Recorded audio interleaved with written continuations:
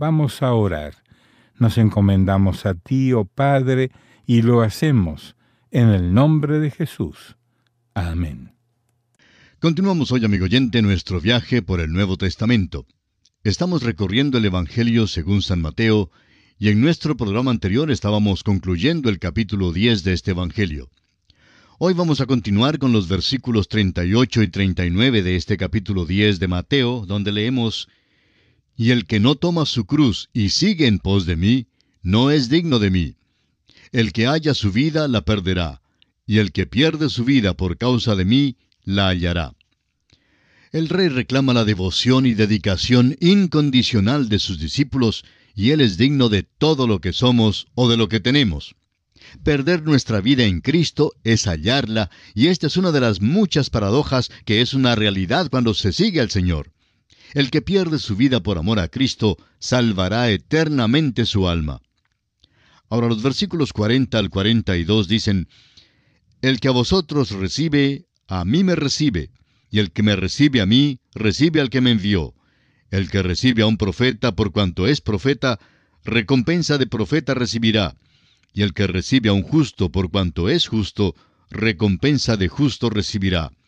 Y cualquiera que dé a uno de estos pequeñitos un vaso de agua fría solamente, por cuanto es discípulo, de cierto os digo que no perderá su recompensa». Jesús concluye su encargo a los discípulos diciendo que aquellos que se arriesgan a la persecución tendrán su recompensa apropiada. Estas son cosas que hacen no para ganar la salvación, sino para recibir la recompensa. Estas palabras son habladas a los que ya son de Él. El servicio más pequeño que se hace para ayudar al siervo más insignificante de Cristo no pasará sin ser visto por el Señor.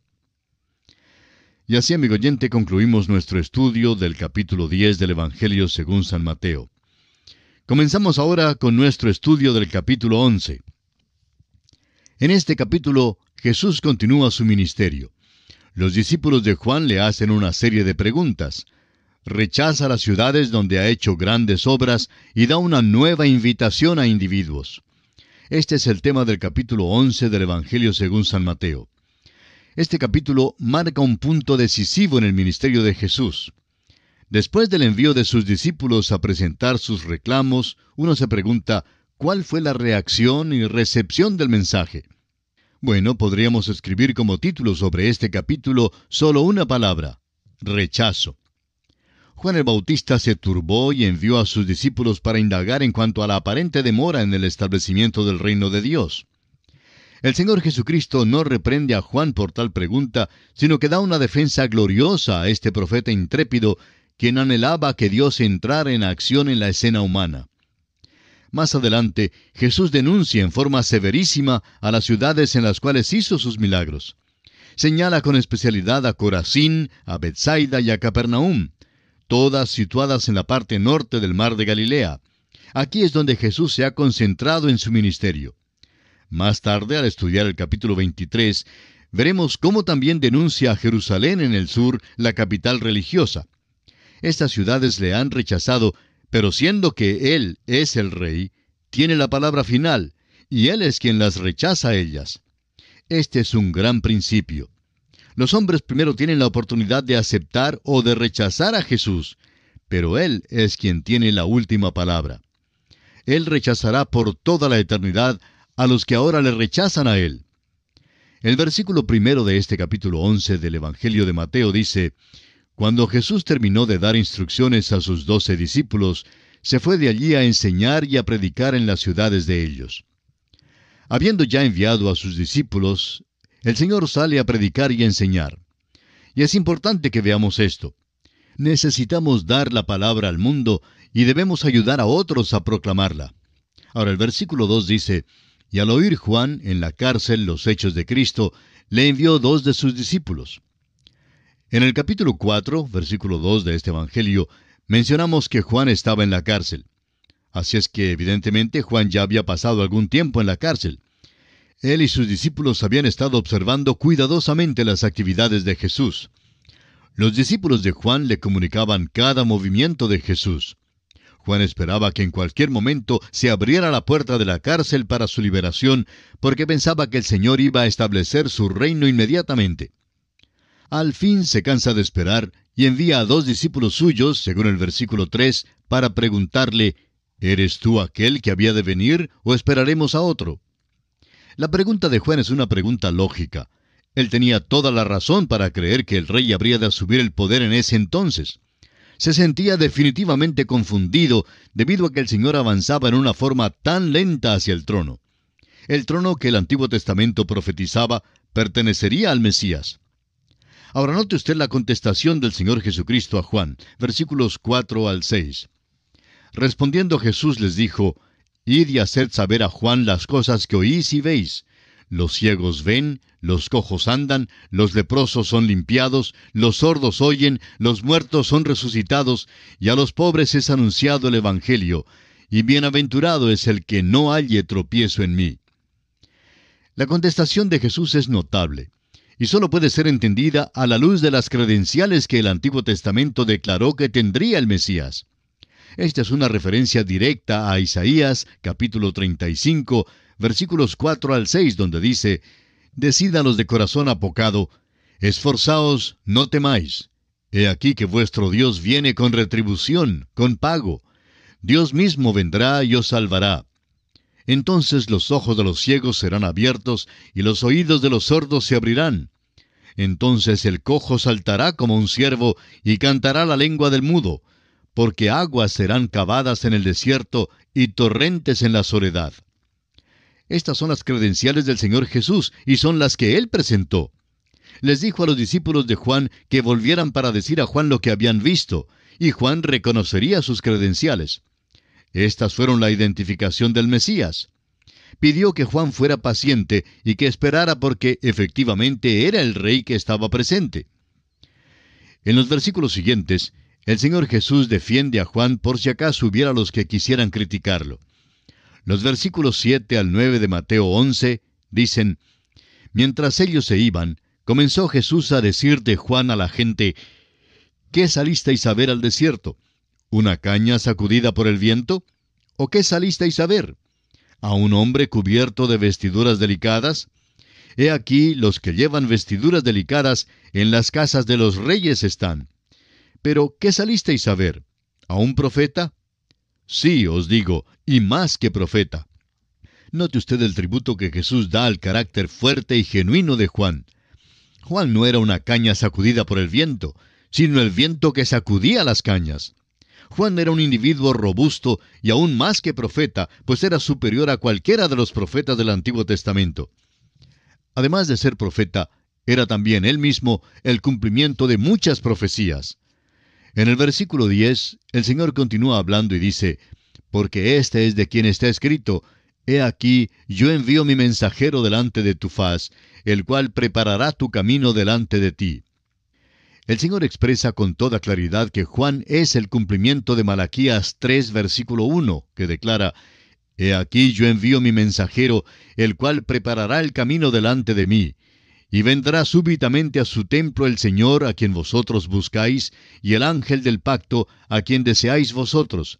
He aquí viene, ha dicho Jehová de los ejércitos». Juan fue aquel mensajero. Juan fue específicamente escogido para presentar al Mesías a Israel. El Señor continúa hablando en el versículo 11 y dice, «De cierto os digo, entre los que nacen de mujer no se ha levantado otro mayor que Juan el Bautista, pero el más pequeño en el reino de los cielos, mayor es que él». A veces nos gusta considerar la pregunta, ¿quién fue más grande entre Abraham, Moisés y David? Jesús declara que Juan es mayor que cualquier otro hombre del pasado. Nadie fue mayor que Juan el Bautista, y esto demuestra la superioridad de un ciudadano del reino sobre los santos del Antiguo Testamento. Leamos ahora el versículo 12 de este capítulo 11 de Mateo. «Desde los días de Juan el Bautista hasta ahora, el reino de los cielos sufre violencia, y los violentos lo arrebatan». Es difícil interpretar este versículo porque la violencia que es mencionada puede ser interna o externa. Desde el primer anuncio de Juan acerca de la venida del reino, la respuesta había sido violenta, tanto por los antagonistas como por sus defensores. Ya hemos visto que un joven corrió y se postró a los pies del Señor y le dijo, Maestro, te seguiré a donde quiera que vayas. Este es un aspecto de la violencia. Ahora, lo que el Señor quiere decir exactamente en el versículo 12 no está muy claro en nuestra mente, pero creemos que se refiere a ambos aspectos de la violencia, tanto interior como exterior. Los versículos 13 al 15 nos dicen, Porque todos los profetas y la ley profetizaron hasta Juan, y si queréis recibirlo, él es aquel Elías que había de venir. El que tiene oídos para oír, oiga. El versículo 14 no contradice el versículo 10. Juan vino en el espíritu de Elías. Si las personas en ese entonces hubieran aceptado a Cristo, creemos que su reino hubiera sido establecido inmediatamente, y luego Jesús habría causado que Juan cumpliera la misión de Elías. Juan mismo negó que él fuese Elías resucitado o reencarnado, como leemos en Juan 1:21. Jesús dijo que si los judíos le hubieran recibido como rey, Juan habría de cumplir las predicciones del Antiguo Testamento. Así lo vemos en Lucas 1:17. Dice, «E irá delante de él con el espíritu y el poder de Elías, para hacer volver los corazones de los padres a los hijos, y de los rebeldes a la prudencia de los justos, para preparar al Señor un pueblo bien dispuesto». Sin embargo, eso no fue lo que ocurrió, y por tanto Juan no cumplió todo lo que se predecía acerca de Elías, y el cumplimiento completo de esta profecía aún queda para el futuro. Ahora alguien dirá, ¿eso quiere decir que Juan el Bautista habría de ser Elías si el Señor hubiera establecido el reino? Así es exactamente. Ahora, si usted dice, ¿cómo es posible eso? Tenemos una respuesta para usted. No sabemos cómo puede ser. Solamente sabemos lo que Jesús dijo. Él puede hacer muchas cosas que no podemos explicar. Estas son preguntas dudosas que hacemos, mientras que es un hecho que los judíos rechazaron al Señor. Las preguntas dudosas plantean problemas que no existen. Lo principal es recordar que este versículo todavía queda para ser cumplido. Ahora, los próximos versículos contienen una de las parábolas del Señor que fue cargada de ironía y un sarcasmo cáustico. El Señor no dio esta historia para dañar ni para lastimar, sino para ilustrar una gran verdad. Leamos los versículos 16 y 17 de Mateo capítulo 11. Mas, ¿a qué compararé esta generación? Es semejante a los muchachos que se sientan en las plazas y dan voces a sus compañeros diciendo, «Os tocamos flauta y no bailasteis, os endechamos y no lamentasteis». Esto es un buen cuadro de un grupito de niños que juegan en las calles. Alguien del grupito dirá, «Vamos a jugar al funeral». Juegan al funeral por un rato, luego se cansan y dicen, «Vamos a jugar al matrimonio». Pero se cansan de jugar al matrimonio también y van de un extremo al otro. Son niños consentidos. Bueno, la generación a la cual Jesús habló era como ellos. Nosotros también somos como ellos hoy en día. El versículo 18 dice, «Porque vino Juan, que ni comía ni bebía, y dicen, demonio tiene». Juan fue a la vez austero y severo. Ayunó en el desierto. Fue su ministerio ascético que resultó en la acusación de que fue poseído de demonios. Sin embargo, las acciones de Juan comprobaron que las acusaciones eran falsas. Leamos el versículo 19. Vino el Hijo del Hombre, que come y bebe, y dicen, «He aquí un hombre comilón y bebedor de vino, amigo de publicanos y de pecadores». Pero la sabiduría es justificada por sus hijos. Las acusaciones falsas de que Jesús era glotón, borrachín y perverso brotaron de su hábito de asociarse con los pecadores y de ser partícipe de sus comidas y costumbres. Vemos la misma cosa dentro de la iglesia hoy en día. A algunos no les gusta el predicador porque sus sermones son pesados. Llega otro predicador y tampoco les agrada. Ellos decían que Juan el Bautista era demasiado austero, y por el otro lado, Jesús fue demasiado amigable con los pecadores. Amigo oyente, hay muchísimas personas a las cuales nunca se las puede satisfacer. Y esto fue cierto también en el día de nuestro Señor Jesucristo. Llegamos ahora a un cambio tremendo. Jesús es Rey. Ha presentado sus credenciales, ha hecho milagros, ha enunciado su ética y se presentó Él mismo. Predicó que el Evangelio del reino de los cielos se había acercado y los judíos lo rechazaron. La decisión de ellos causó que el Señor hiciera una decisión. Él los rechazó a ellos. El Rey siempre tiene la última palabra. Escuche usted lo que él dice en los versículos 20 y 21. Entonces comenzó a reconvenir a las ciudades en las cuales había hecho muchos de sus milagros, porque no se habían arrepentido, diciendo, «Ay de ti, Corazín! ¡Ay de ti, Betsaida! Porque si en Tiro y en Sidón se hubieran hecho los milagros que han sido hechos en vosotras, tiempo ha que se hubieran arrepentido en cilicio y en ceniza». Corazín y Betsaida eran ciudades en el norte, cerca de Capernaum, donde el Señor tenía su centro de operaciones. Había hecho muchos milagros en esta región y fue rechazado, y ahora pronuncia juicio sobre ellas. Note usted lo que el Señor Jesús continúa diciendo en el versículo 22. «Por tanto os digo que en el día del juicio será más tolerable el castigo para Tiro y para Sidón que para vosotras». La luz siempre crea responsabilidad. El Señor nunca había tenido un ministerio en Tiro, ni en Sidón, y tampoco nunca tuvo su centro de operaciones en aquellos lugares. Pero sí tuvo un gran ministerio en la región norte del mar de Galilea. Los hombres y las ciudades serán juzgados según la luz que tienen. Y Corazín, Betsaida y Capernaum habían tenido la luz, la cual creó una responsabilidad. Por eso creemos que habrá grados de castigo y de recompensa para aquellos que han tenido la oportunidad de volver al Señor y para aquellos que le han dado la espalda. Sin entrar en detalles, quisiéramos decir esto. No sabemos lo que Dios hará con aquella persona que vive en una isla apartada por allá en las islas del Océano Pacífico del Sur, que nunca ha escuchado el Evangelio y que se postra para adorar una imagen.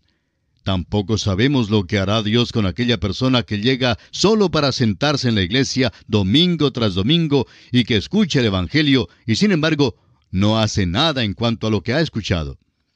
Ahora el Señor habla en cuanto a Capernaum, el centro de sus operaciones. Y notemos lo que Él dice en el versículo 23.